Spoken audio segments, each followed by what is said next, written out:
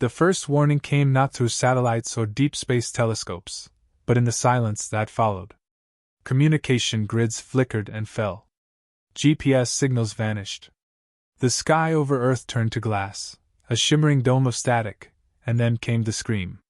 Not audible, but seismic.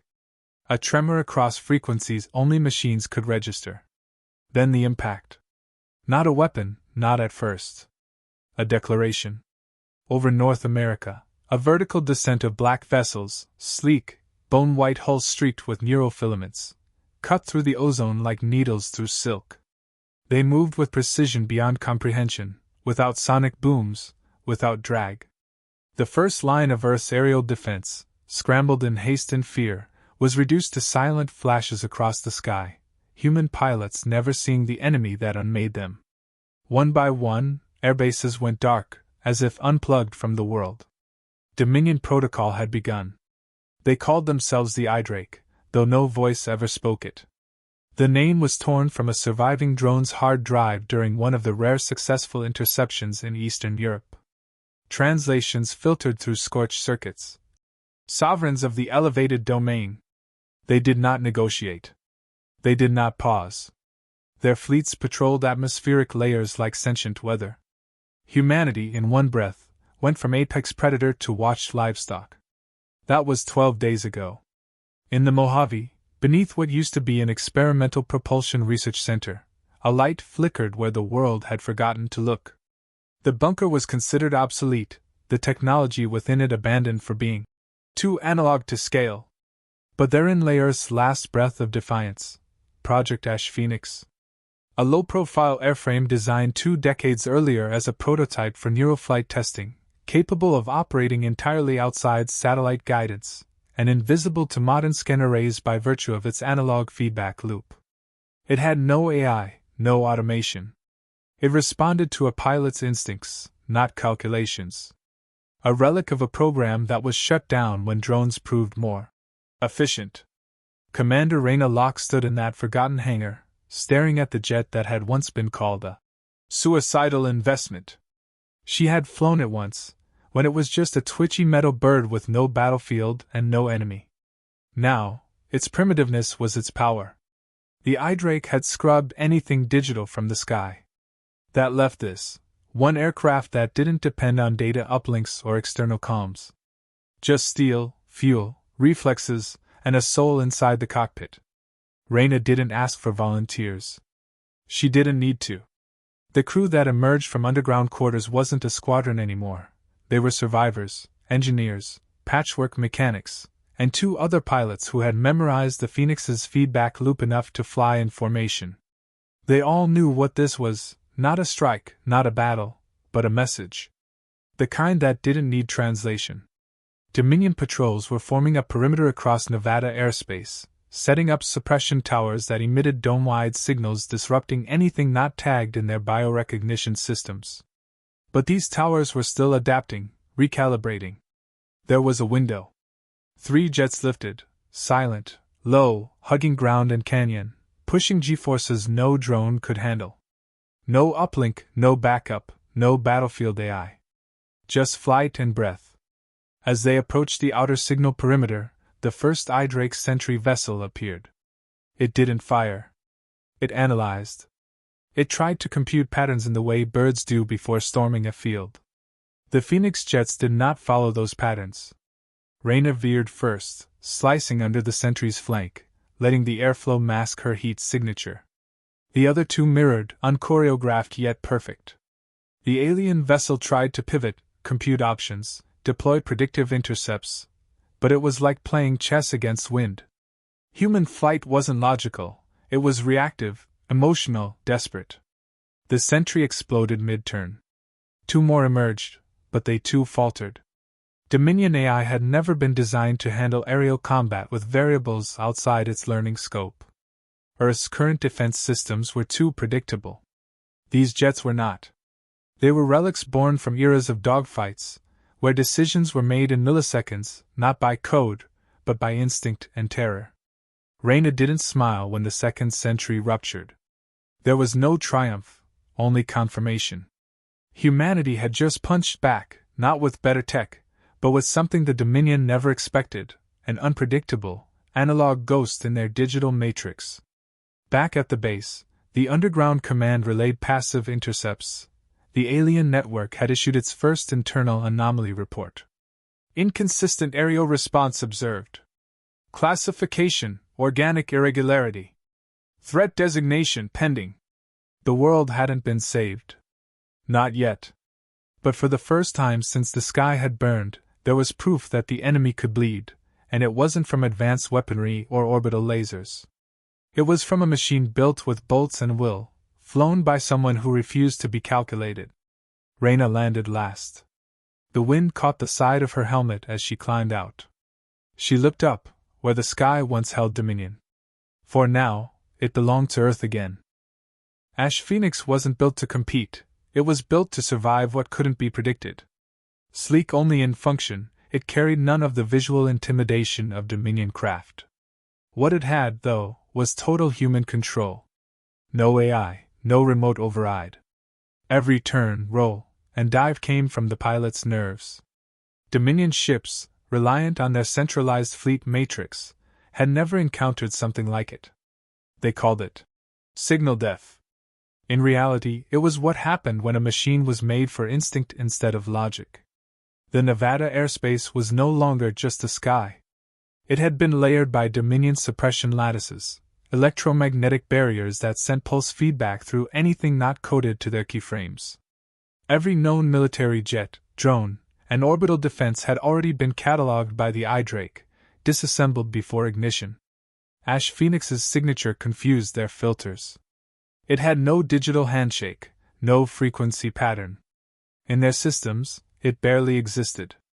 Commander Reyna Locke flew lead as two additional Phoenix jets flanked her, each with modifications scraped together from scavenged systems and Cold War-era gear. Nothing recent was safe to use. Every upgrade had to be immune to backdoors and subroutines the iDrake might exploit. Engineers ripped out every piece of software not essential to flight. Targeting was now visual. Communication relied on low-band, directional bursts bounced off the terrain. Pilots memorized formation by feel, not data. Their mission was specific: disrupt the sky anchor array being constructed just west of the Sierra Ridge. It was a command relay that would lock down atmospheric flight permanently. Once active, anything airborne without Dominion approval would be dropped by kinetic pulse. That included birds. As the jets surged through the canyons, hugging terrain, Dominion sensors flickered but didn't engage. They were calibrated to identify patterns. The Phoenix jets moved like chaos. The Dominion didn't have subroutines for guesswork. They were intercepted near Ridge 4. A scout vessel descended, thin, crescent-shaped, pulsating along its seams, rotating mid-air in search of threat vectors.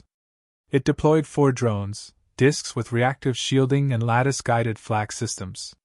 The Phoenix team split instantly, without command. Reyna swung left, triggering a decoy flare manually, allowing one drone to overcompensate and break formation. Without predictive telemetry, the drones struggled to maintain targeting locks.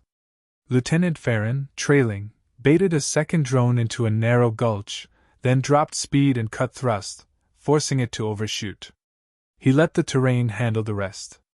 One flare, one canyon wall, and it was gone. The remaining drones adapted mid-fight, adjusting acceleration and trajectory, but they relied on symmetrical maneuvers. Reyna's team moved asymmetrically. One accelerated into a vertical roll while the other looped low, drawing fire upward. Then, without signal, both converged at different angles.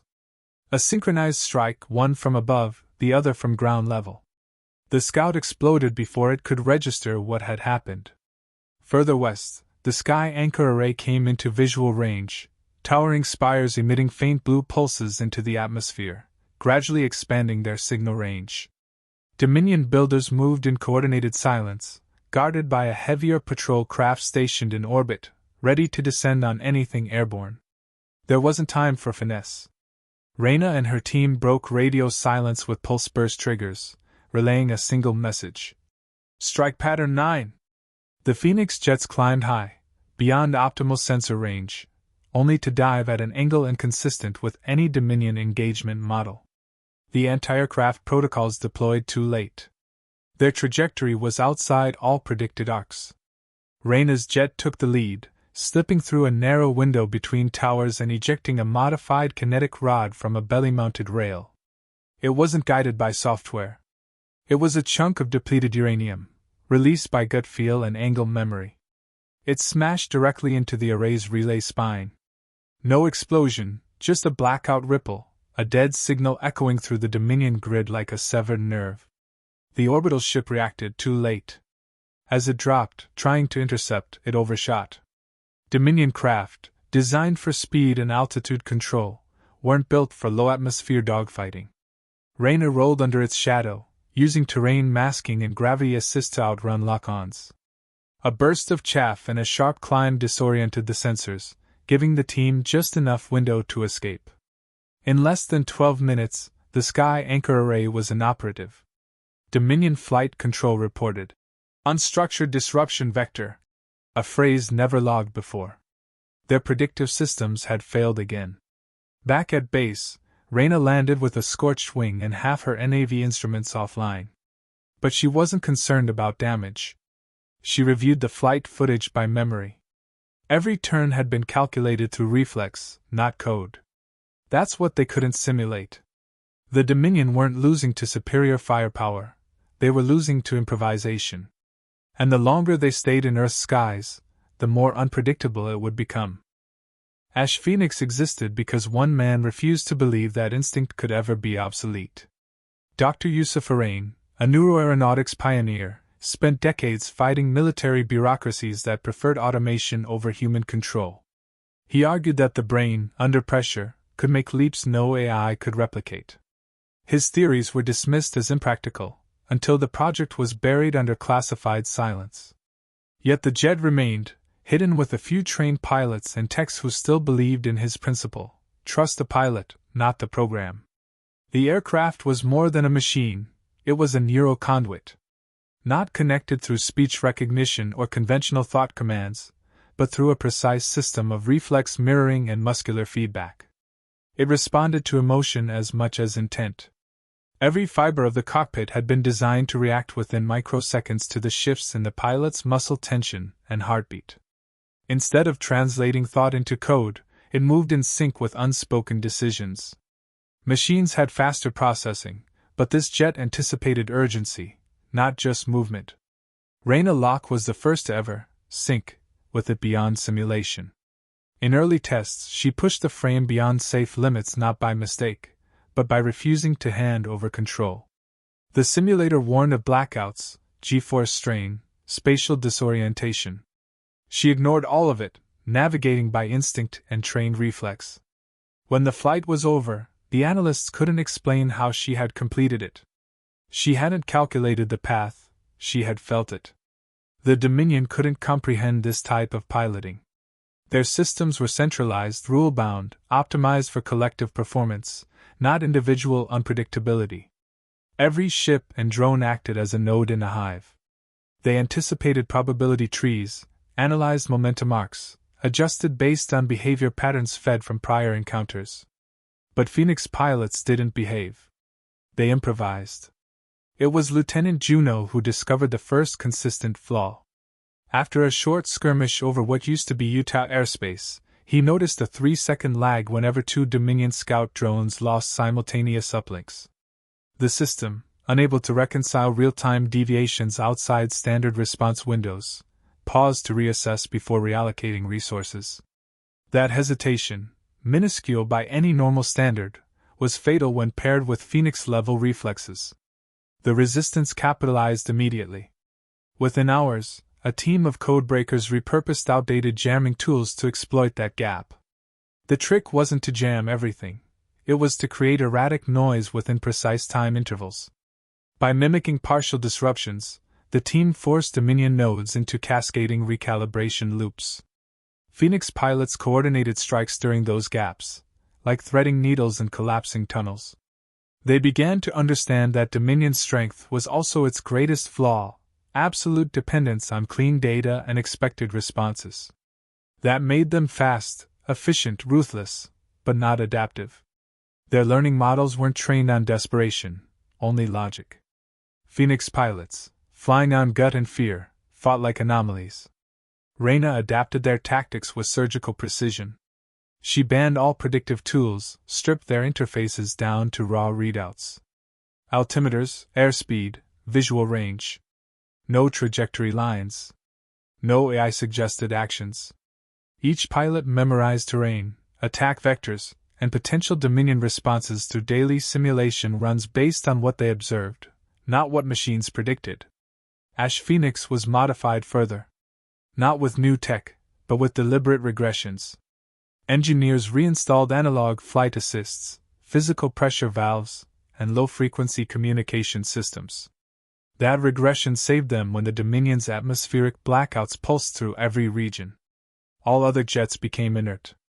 Phoenix kept flying. During one encounter, Dominion fighters deployed a maneuver called the Spiral Lance, meant to trap anything with a fixed flight path. Reyna broke it by diving through the center, banking mid-drop, and accelerating with a velocity curve no predictive system allowed for. The Drake commander couldn't react in time. The internal Dominion transmission simply recorded. Object exceeded containment geometry. Reassessment in progress. Humanity had found its edge, not in superior tech, but in the refusal to be predictable. The Phoenix wasn't just avoiding the Dominion, it was teaching them fear.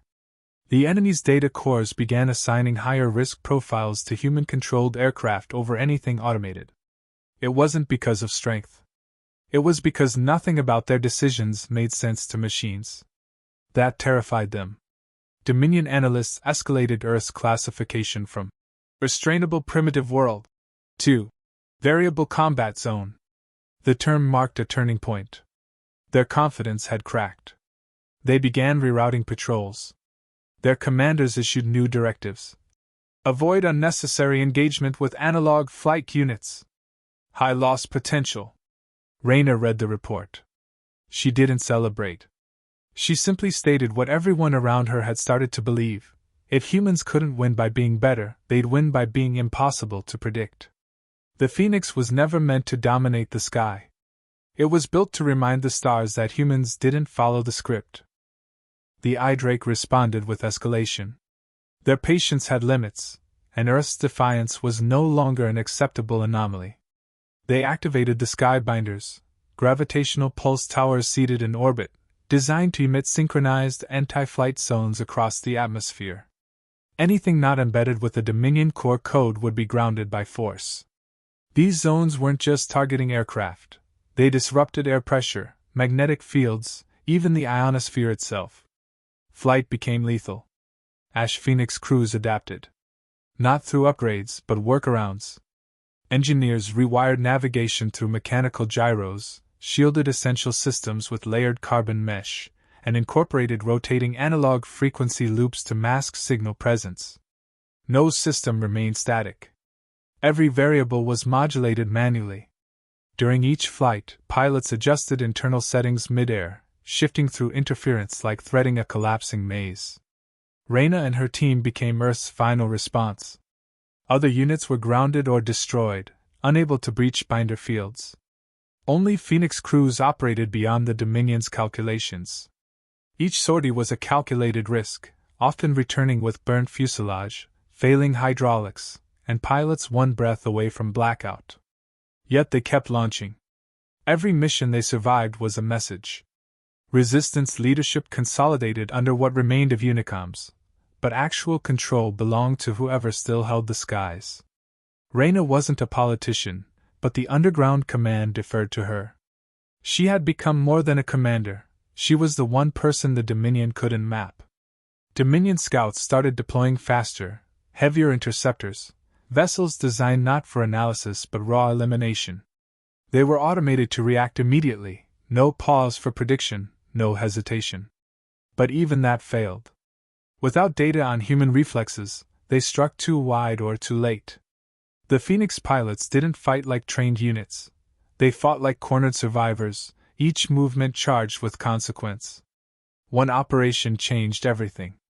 Dominion's Emperor ship, larger than any Earth mountain range, entered low orbit above North America. It deployed a class of suppression drones never before seen. These units released cascading neural pulses that temporarily disabled brain-motor coordination. They weren't just targeting machines anymore. They were targeting minds. Phoenix crews prepped with isolated helmets, reinforced cockpit seals, and biofeedback inhibitors designed to short-circuit external interference. Even so, during ascent, one jet spiraled and crashed before hitting the outer layer. Reyna and 2 others broke through. Inside the influence radius, everything slowed, muscle response dulled, cognition warped. Reyna fought against her own body, flying not with precision but with a memory of how it was supposed to feel. Her hands didn't guide the jet, they recalled paths etched in routine. They reached the Emperor's ship's dorsal spine, which glowed with shifting light patterns, cooling vents for the internal array. Dominion strategy assumed no ship would get close enough to reach them physically. But Ash Phoenix wasn't relying on ranged weapons. A single payload had been rigged, a solid core penetrator meant to lodge itself into the vent during deceleration, where internal heat would cook the structure from within. Reyna initiated descent at full thrust, angled against the gravity curve to use momentum as shield. She had one shot. No autocorrection, no fail-safe. Just weight, timing, and nerve. At the last second, she released the payload manually, then flipped the jet into a burn roll that should have torn it apart. The Emperor's ship shuddered as its core vent ruptured. Atmospheric ripples distorted the clouds below. The vessel didn't explode, it folded inward, collapsing like a breached lung, its control grid evaporating mid-collapse. Dominion ground forces ceased activity. Every sky tower went dark. The sky, for the first time in weeks, cleared. Reyna's jet barely made it back. The landing gear failed, the cockpit was fractured, and her oxygen was down to minutes. But she landed, dragged across torn tarmac, smoke trailing behind. She didn't climb out. She sat there, helmet on, hands clenched around controls. Dominion broadcasts shifted from silence to encrypted withdrawal signals. Their designation for Earth changed again, from variable combat zone to unstable hostile territory. It was their way of admitting retreat. Not defeat, Dominion culture had no word for it, but abandonment of expected outcomes. In their hierarchy, that was worse. Phoenix crews didn't celebrate. They salvaged what was left of their aircraft, patched each other's wounds, and waited for the next directive. But none came. The sky remained quiet. For now, they had done what no one thought possible, not by overwhelming strength, but through audacity and refusal. They had forced a superior force to recalculate, then step back. And that silence said more than any victory transmission ever could. There were no banners, no fireworks, no declarations when the sky finally stopped burning. The Dominion ships didn't vanish. They drifted upward, silent, pulling back layer by layer like a storm that had simply decided to move on. Their last atmospheric node shut down without a sound, and within hours, flight corridors reopened. The air didn't cheer. It just breathed again. Ash Phoenix sat grounded on the cracked remains of a forgotten runway, scorched, fractured, but intact. Its frame carried the memory of every maneuver, every burn, every brush with death. Mechanics refused to scrub the damage. They patched what they had to, but left the rest. The jet didn't need to be restored, it needed to be remembered as it was. Commander Reyna Locke refused the interviews, declined the parades, ignored the new global medals minted with her name on them. She had flown because there was no one else, not for the promise of legacy. When pressed, she said only one thing. We didn't win because we were stronger. We won because we were willing to stay in the fight long enough to figure out how not to lose. The Dominion left behind nothing but wreckage and uncertainty. Their structures crumbled without maintenance, self-destructed, or were picked apart by engineers trying to understand how close humanity had come to extinction. What remained was more valuable than tech. It was knowledge, the certainty that intelligence alone didn't guarantee control. Global coalitions began again, not through diplomacy, but mutual exhaustion.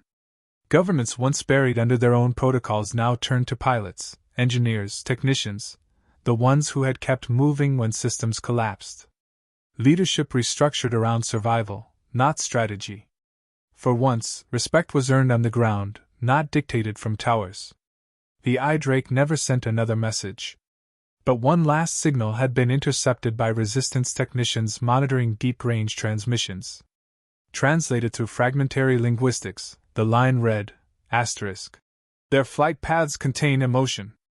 We cannot calculate emotion. Asterisk. It wasn't praise. It was caution. Around the world, airbases reactivated in silence. Fighter programs reemerged with one key difference: emphasis on human pilots. Automation was no longer considered superiority. It was recognized as a vulnerability. Simulation drills were rebuilt around instinct, improvisation, and live response training. Humanity hadn't just survived by reverting to old methods, they had redefined value in warfare. Ash Phoenix never flew again. It was moved to a vault and then to an open museum structure, kept exposed to the elements it had conquered. Children walked past its wings without understanding what it had done, only that it had mattered. Pilots who once served in silence now lectured in hangars about what they'd learned, how unpredictability could be honed into a weapon, how emotion could become advantage, how defiance could be coded into the flight path. The war never had a final day. No treaty, no surrender, just an absence of enemy activity. Dominion fleets were tracked leaving the solar system, but no pursuit was ordered. Humanity had fought to survive, not to conquer. That distinction mattered. Reyna disappeared from active service weeks after the final sortie. Her name remained, but she refused command, turned down every offer of authority. When asked, she simply said, "The sky belongs to whoever refuses to give it up."